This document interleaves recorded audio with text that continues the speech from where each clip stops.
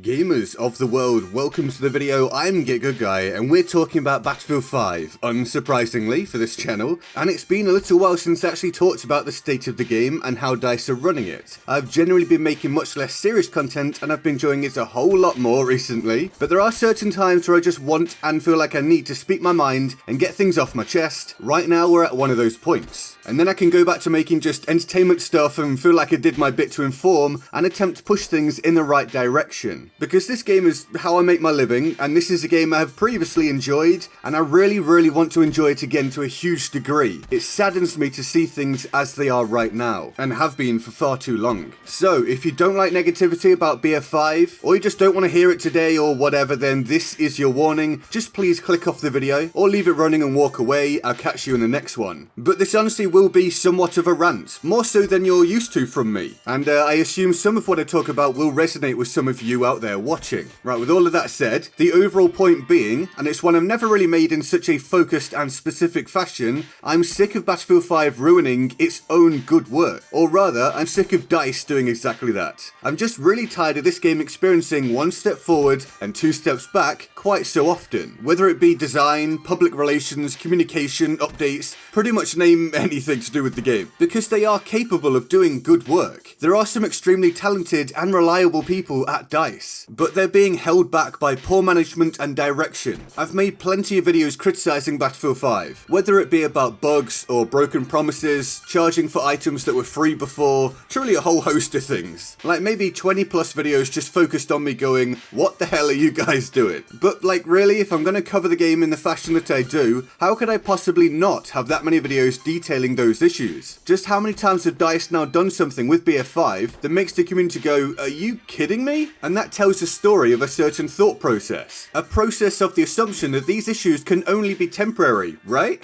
Like after 1 month of these issues, we said, how much longer? Surely this will come to an end and the game will get on track at some point. That seems reasonable and logical. And then 3 months, and then 6 months, then a year, now over a year, and specifically, after more than a year, we're now in the midst of the TTK change debacle, the auto-rotation implementation into multiplayer with a controller, which just somehow didn't make it into the patch notes, so we weren't told about it by DICE, and a lot more stuff that I know but just can't talk about at this specific point. More changes are coming, some potentially drastic ones, some good, some bad, and I know some of the reasons for them. They're not all good reasons. There are issues at DICE, meaning I have little faith of this game turning around in the near future, or potentially even the long-term future. The core of that studio is rotten when it comes to game direction for Battlefield 5. You can take that as a cast iron guarantee from me. If you want to view it from another perspective, let's take the different approaches we've heard mentioned and then ask how it's worked out. See if it's actually made any reasonable difference. So we heard that changes aren't for the vocal minority, therefore stating that the people complaining aren't necessarily the majority, whether that statement comes from DICE, community members, content creators, whatever, and is an attempt to make it look like the changes are legitimate and have some logic behind them. Well, let me ask you, how has that worked out so far? Or, we know that specific people at DICE are focusing on their own vision for the game. Well, how has that worked out so far? And they've said that they will take public feedback and make alterations based on it. Well, how has that worked out so far? The truth is that it doesn't matter how they paint the picture. The result is the same. The result is the game that doesn't know what it's trying to be or who it's for, and that's not a good spot to be in. But what do I mean about them ruining their own good work? Well, I'm referring to the concept of the wrong people having controlling power, and the genuinely capable people being held in limited positions. Because good stuff really can come from those within DICE, and I do like some of the changes that get implemented. For example, I like that they nerfed spotting flares. I like the new you've been spotted notification. I like at least a portion of the map changes they've made. I like some of the guns they've added.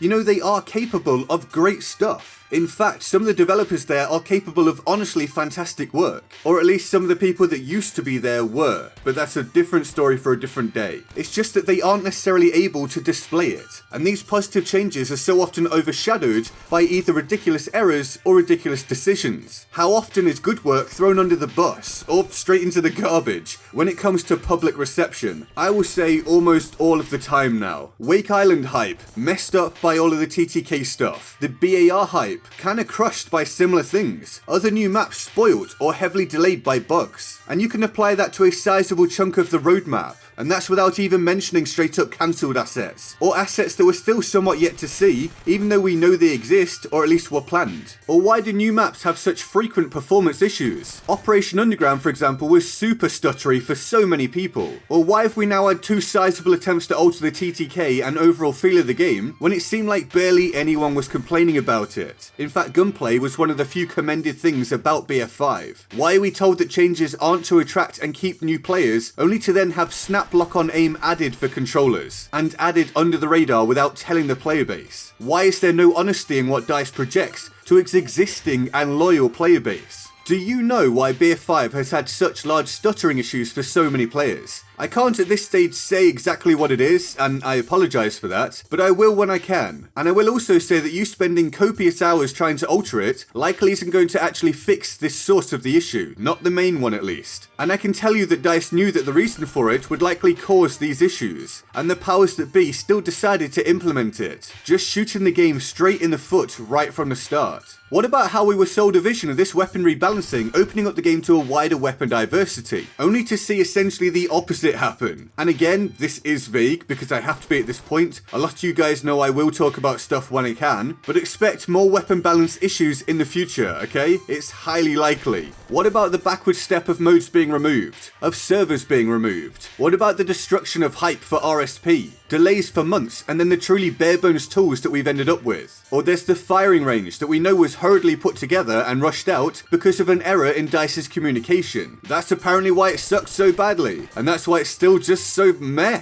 I bet barely anyone uses the firing range for anything in its current state. Or there's the combined arms released in such a state that I literally cried laughing playing some of it for the first time. There's the killing of any hype for competitive play, something still being walked all over by a lack of team switching in private servers at the time of making this video. At least I believe so last time I looked. There's the ever confusing, muddled, and dishonest communication from DICE, a scenario that often leaves community managers facing the brunt of any issues, even though they likely had little to no impact upon the actual decision made, and sometimes aren't even aware ahead of time of the thing that they're now being blamed for. And so much really does tie into the idea of good work being stomped on by bad. The Pacific was pretty successful, for example, but a lot of these changes were clearly saved for after it, so as not to mess it up, which is both good and kinda bad. Actually, while I think about it, what about hardcore servers? Why has that issue been strung along for such a long time? Just give us yes or no. It's been over a year. The game's player base probably can't handle being split again anyway, so just tell everyone no, it's definitely not happening. Because so far all we've got are just muddled and inconsistent answers and just vague communication on the issue. Back to the idea of messing up their own work though. The MG42 wasn't properly altered for the new TTK and could be exactly as lethal as before with certain specialization options. Or the player acquisition icons, which were so poorly implemented and thus received such strong complaints that DICE have pretty much immediately scaled it back to almost nothing. Why did it work through walls and smoke? Why was it released that way? Did anyone really think it was going to be well received while it was doing that? And if it worked as intended, would it have in fact been a good idea? I think it would have been, to be honest with you. But that is up for debate based on personal opinion. The point is, why don't we have a CTE in BF5 to test such things? Wouldn't a CTE help with a vast array of the issues we've seen? Or is it a case of the CTE not providing the answers that the higher powers want? Would it not provide ample opportunity for confirmation bias? Whereas their current system for recording statistical data, which is highly flawed by the way, without going into detail, does give them ample opportunity for confirmation bias. Or what about there being people at DICE who knew the initial TTK changes would be a horror show, and that's why we have these tweaks to them so quickly, the ones that they seem to talk about in one of their live streams before the initial TTK changes were even implemented into the full game. Did that not seem a bit weird to you guys? The changes were made, passed through certification, and then implemented that quickly. Some people at DICE knew this was going to be a problem. It's always good to have a contingency plan, of course, but in this instance, it just looks kinda shady. And finally, to end my genuine and somewhat uncharacteristic rant, I've had this point raised to me a few times now. I didn't even initially think of it, but hotfixes aren't generally meant for design decisions. Your design decisions must be pretty off base to require hotfixes. They're meant for serious game affecting bugs. If we're hotfixing basic design decisions, well then that tells you a lot. DICE needs a cultural shift, a content creator program rework entirely, and significant changes to management,